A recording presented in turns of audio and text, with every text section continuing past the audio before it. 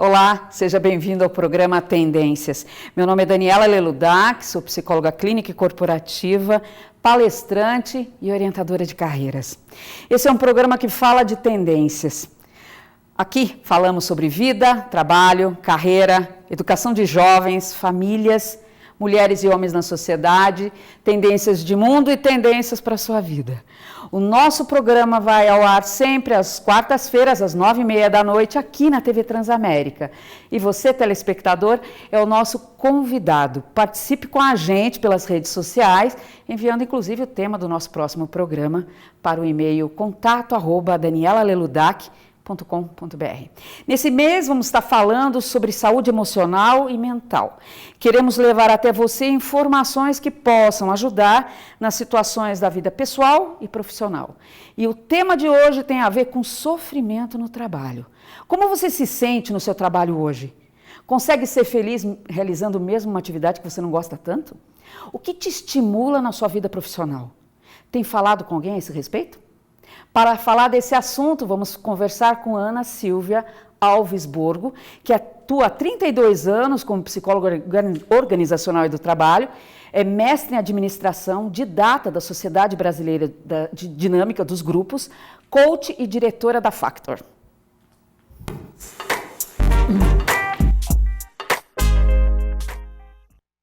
Ana Silvia, é muito bom ter você conosco, até porque você é uma especialista no assunto e eu acho que para o nosso telespectador isso vai ser muito rico.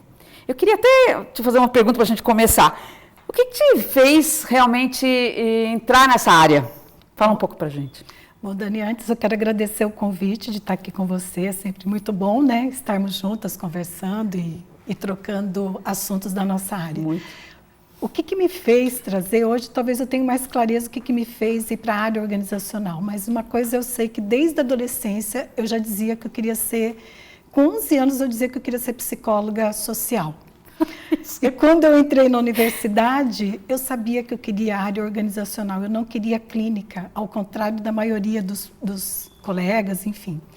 E hoje eu tenho mais clareza talvez do porquê dessa minha escolha, né? O Christophe Dejour, que é um psiquiatra, psicanalista francês, que é um autor que eu estudo, que ele elaborou a teoria psicodinâmica do trabalho, ele diz que o trabalho, ele invade, inclusive, o campo da família e ele afeta também a subjetividade da criança e dos filhos. Então, eu acredito que questões do trabalho que permeavam as relações do meu pai, da minha mãe, isso foi de alguma forma me influenciando e querendo que eu entendesse esse mundo organizacional, esse mundo do trabalho. Nossa, que riqueza, né? Descobrir da raiz disso, né? Porque é muito rico mesmo. Esse é o que eu suponho, né? Assim, por essa caminhada que a gente tem, pelo todo o investimento que a gente faz em autoconhecimento e também na parte conceitual, né?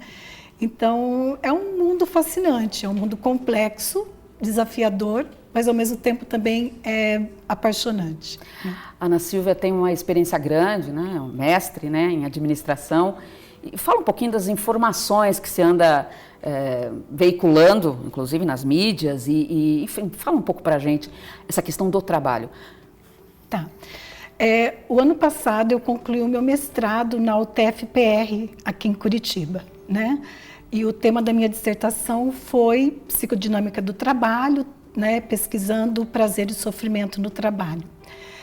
E o que eu tenho visto? Eu tenho visto que algumas questões que dizem respeito ao trabalho, que afetam diretamente o trabalhador, né, o seu psiquismo, que afeta a sua subjetividade, nem sempre estão sendo discutidas dentro das organizações, talvez de uma maneira que deveriam ser discutidas, né?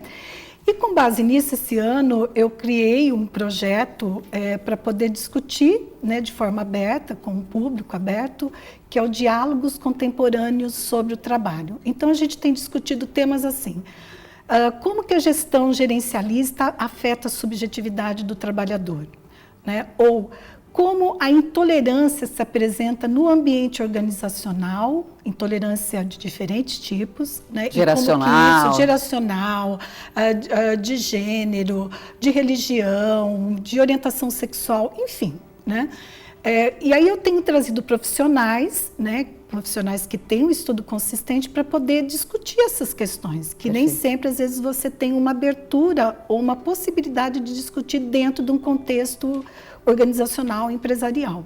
E tem sido muito rico, né? Tem sido muito rico porque a gente vê a necessidade das pessoas, dos profissionais, porque eles vão por iniciativa própria, de falarem, de refletirem sobre como o trabalho os afeta, né? Porque não existe caixinhas onde ele vai dizer assim, não, aqui é o trabalho, 18 horas eu saio do trabalho, vou para casa e daí não tem mais nada a ver. Não tem, ou 17, enfim, não tem mais nada a ver comigo, agora esse trabalho eu vou esquecer. Não. A mente do trabalho, né, o profissional fica o tempo todo integralizado, pensando no trabalho e tentando resolver as questões do trabalho, né?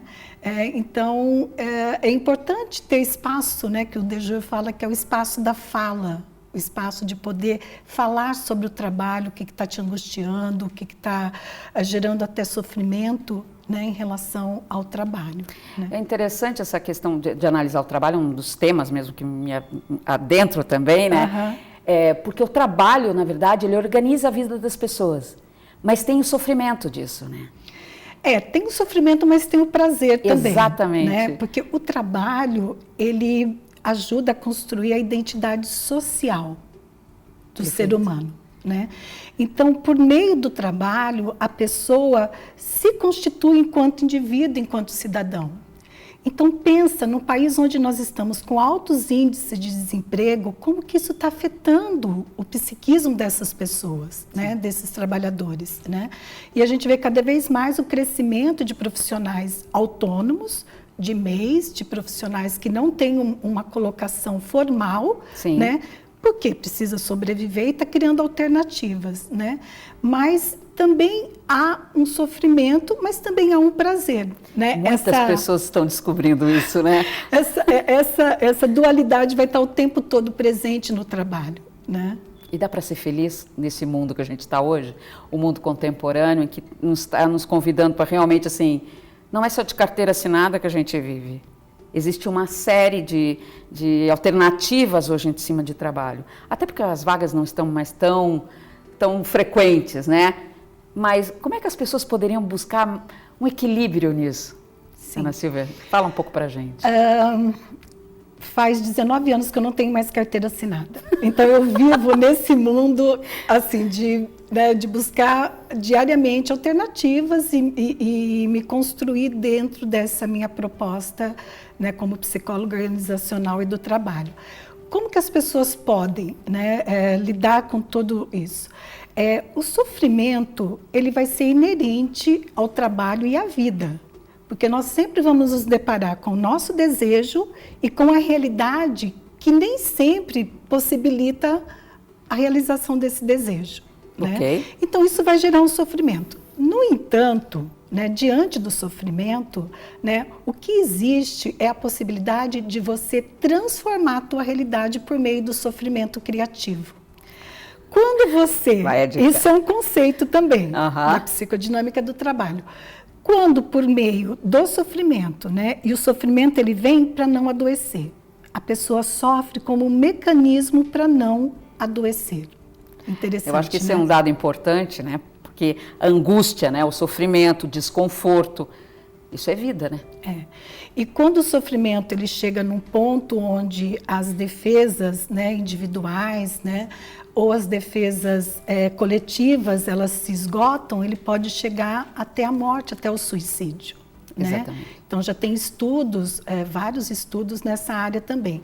Mas, voltando para o sofrimento criativo, é a possibilidade de você transformar aquelas dificuldades que você tem no trabalho, que estão gerando um sofrimento, né, de você poder criar, e com isso você ter o reconhecimento por esse resultado que você obtém. Sim.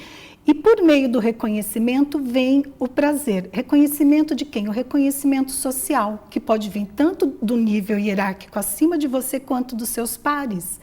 E aí esse reconhecimento que gera prazer, ele também ajuda na construção da tua identidade social e dar um significado para o teu trabalho, dar um sentido para o teu trabalho. A questão do significado, do propósito, né? Eu acho que isso é um dos pontos que a gente tem discutido muito, né? O mundo contemporâneo tem trazido isso muito para a gente, né? E daí a importância das empresas, das organizações, né? Não só empresas, mas organizações de um modo geral, né? Inclusive até numa ONG, numa organização não governamental, né? Que tenha uma flexibilidade, né, na relação desse trabalhador com o seu trabalho. Que ele tenha um espaço onde ele possa sugerir, onde ele possa fazer uma crítica, onde ele possa ser ouvido, né? Porque é isso que vai possibilitá-lo criar, né, transformar esse sofrimento, né, diante de um desafio que o trabalho lhe apresenta, né, para ele poder transformar a realidade, né, para ele poder buscar o prazer no trabalho, né. Só que isso vai estar sempre presente, né, o sofrimento e o prazer, o sofrimento e o prazer, isso né, aí. porque senão também ficaria numa ideia muito primária, muito infantil de que, né, a vida é só prazer. prazer Não. só. Você sabe que você me fez lembrar uma moça que eu conheci aqui em Curitiba mesmo, e que ela estava se aposentando. E ela falou assim, mas eu não gosto do meu trabalho. Eu falei, nossa, eu achei estranho, no departamento público, enfim. Eu não gosto do meu trabalho, mas curiosidade agora. Como é que você está trabalhando durante tanto tempo e um trabalho que você não gosta? Não, mas é que eu me preparei durante esse período, nesses últimos 4 anos, porque eu quero ser uma terapeuta, eu quero ser uma massagista. E eu, nesses 3 últimos anos, eu fiz estágios, eu procurei ter uma boa formação, comecei a ver locais em que eu pudesse praticar isso. Então, essa é a questão da criatividade, né? Porque muitas vezes, todos nós temos que estar sobrevivendo. Você que é um pai de família, uma mãe de família, que muitas vezes está realizando uma atividade, né, que talvez não te dê tanto prazer, mas qual é a criatividade que a gente pode estar usando, né? Agora, as empresas estão, evidente, né? Tem aí um movimento ainda muito sutil, mas as empresas estão começando, né, a discutir um pouco mais sobre isso, né? Eu percebo que sim, eu percebo que as empresas, eu percebo que os meus colegas psicólogos que atuam como consultores e muitos profissionais da área também de gestão de pessoas têm feito um movimento nessa busca, porque a empresa ela não vai dar conta de tudo. Né? Exatamente, até mas não é a função dela. Existe um ideal, existe aquelas possibilidades dentro da realidade, mas quando se busca, né, em direção a esse ideal de criar condições mais humanas, mais respeitosas, com mais flexibilidade nessa organização do trabalho, né, onde haja uma relação entre as pessoas, né, que possam construir, que possam discutir, né, isso viabiliza muito. Então, algumas empresas já têm um movimento nesse sentido. Algumas ainda não, algumas eu vejo que ainda estão numa visão muito tecnicista, né, de ficar na técnica, não é assim, eu quero esse resultado e vamos focar nesse resultado e as pessoas são um meio para, né? Então, é uma complexidade muito grande esse mundo contemporâneo e nisso as empresas estão, na medida do possível, procurando adequar, algumas investindo mais, outras investindo menos, né? Eu vejo que há uma tendência assim, e há outras teorias que também procuram respaldar e dar conta disso também. A minha escolha foi pela psicodinâmica do trabalho, né? Que ela tem uma base na psicanálise, apesar de não ser a psicanálise, né? Mas é que eu me identifico, que faz mais sentido para mim. Né? Então, eu vejo que isso também é importante. Né? A psicanálise é uma das linhas da psicologia, né? Que nós seguimos, e que o mundo do trabalho tem utilizado muito dela também, né? Sim, e principalmente a psicodinâmica do trabalho, né, nas pesquisas que nós temos feito e acompanhado, né? E assim, as pesquisas estão mostrando cada vez mais que as empresas que não abriram espaço para conversa, para ouvir esse trabalhador, para estabelecer uma relação com esse trabalhador mais próxima, mais de ouvir, mais de construir junto, elas vão ter dificuldades. E aí os sintomas de sofrimento começam a aparecer. Então, absenteísmo, ausenteísmo, acidentes de trabalho, né, sintomas junto à medicina do trabalho como depressão, ansiedade, síndrome do pânico e podendo chegar, como eu disse anteriormente, até ao suicídio no trabalho. Uma pesquisa americana trouxe, na verdade, uma informação muito pesada, pelo menos para mim. 36% dos executivos dentro das empresas usam ansiolítico hoje, né? Por conta dessa pressão toda, né? Então, assim, é evidente, algumas empresas estão se antecipando, algumas estão buscando, inclusive, grupos terapêuticos, né? Enfim, própria psicodinâmica do trabalho. Então, eu acho assim que tem várias alternativas. Por exemplo, trabalho com uma consultoria em São Paulo, que é a precursora aí da sala de descompressão, né? Então, a sala de descompressão é um espaço, tem regras para se usar nas empresas, tem lá rede, tem lá um oratório, tem lá um sofá para sentar e escutar uma boa música. Tem alguns minutos, então a pessoa despressuriza, né?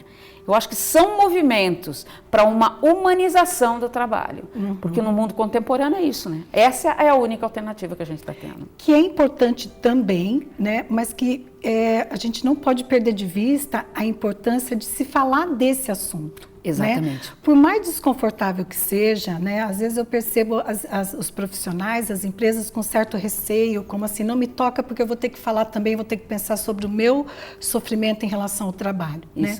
Mas por mais que seja desconfortável, eu ainda prefiro optar por sofrer essa angústia, né? E por poder criar e transformar, do que ficar no sofrimento. E num sofrimento onde eu me sinto impotente para poder transformar isso que pode levar a um suicídio, a uma depressão, quando você não vê alternativas para poder transformar a tua realidade. E isso, né? Tem aumentado.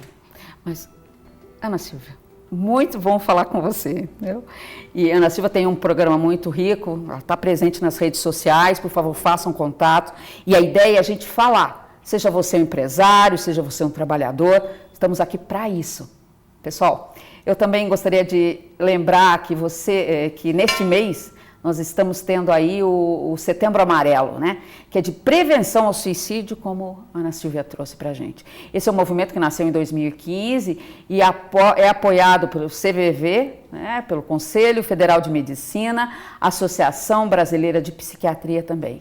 A ideia deste movimento é promover eventos que abram espaço para debater sobre saúde mental, emocional, física e também espiritual, estimulando a conversarmos sobre esse assunto. Portanto, durante o mês de setembro, vamos aqui no programa estar trazendo vários profissionais falando sobre vida, né? De uma forma geral, aqui na Transamérica.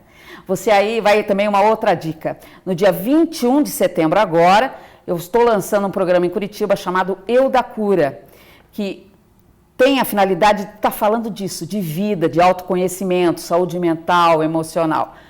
Havendo interesse, entre em contato comigo pelo contato@danielaleludac.com.br ou faça sua inscrição pelo 3014-0381.